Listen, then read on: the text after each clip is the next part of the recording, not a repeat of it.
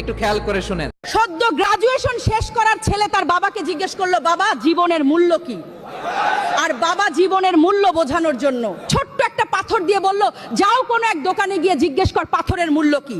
ছেলে নিয়ে গেল সবজির দোকানে, মূল্য বলল 2 ব্যাগ সবজি। ছেলে এসে বাবাকে, বাবা জীবনের মূল্য 2 ব্যাগ সবজি। বাবা বলল না, এবার তুমি ওই যে রুমালটা আছে, পাথরটা রুমালে মোড়ে কোনো একটা বড় দোকানে যাও। ছেলের রীতিমতো তাই করলো এবং বড় একটা দোকানে গেল।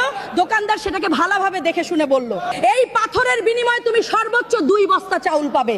ছেলে এসে বাবাকে বলল, বাবা জীবনের মূল্য শুধুই কি 2 বস্তা চাউল? এবার বাবা বলল, আমাদের মখমল যে কাপড়টা আছে সেই কাপড়ে পাথরটা মোড়ে ভালো একটা বড় দোকানে যাও। এবার ছেলে বুদ্ধি করে, একটা জুয়েলার্সের দোকানে ঢুকলো। জুয়েলার সেটাকে দেখে শুনে বলল, এটা তো অমূল্য পাথর, তুমি চাইলে পাথরের বিনিময়ে আমার পুরো দোকানটা নিয়ে নিতে পারো। গল্পের ছলে হলেও এটাই সত্য।